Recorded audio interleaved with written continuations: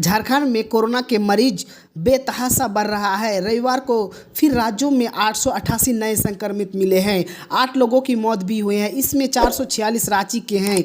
इसी के बीच एक नई मुसीबत खड़े हो गई है कि राज्यों में कोवैक्सीन आउट ऑफ स्टॉक हो गई है। इसको लेकर रविवार को कई टीकाकरण केंद्रों पर हंगामा भी हुआ है। रांची के जिला reproductive and child health officer doctor शिशु भूषण ने बताया कि रांची में कोवैक्सीन का स्टॉक करीब 4 दिन पहले ही खत्म हो गई है। अब केंद्र सरकार ने इसे नहीं भेजा है। उम्मीद है कि 7 अप्रैल के बाद इसकी दूसरा खेप आ जाएगी।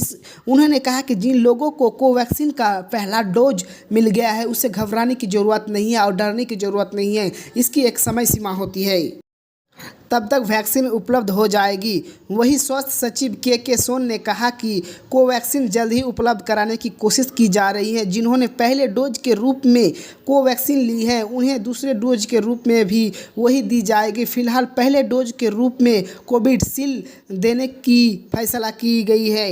राज्यों में रविवार को फिर से 788 मरीज मिले थे, जिनमें 446 रांची के हैं और 8 लोगों को मौत भी हुई है। मृतकों में 5 रांची के, 2 धनबाद और 1 बोकारो के हैं।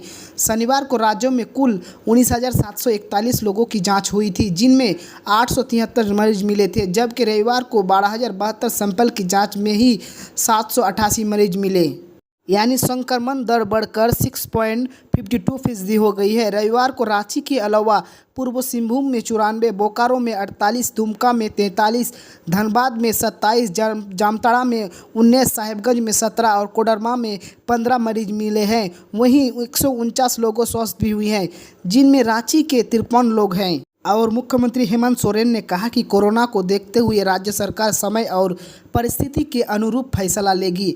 आदेश भी जारी किया जाएगा कि राज्यों के हर कोने पर सरकार की नज़र है, लेकिन लोगों को इस वैश्विक महामारी को हल्के में ना ले।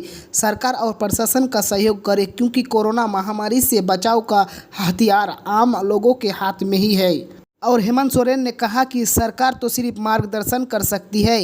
राज्यों में कोरोना की दूसरी लहर आ चुकी है।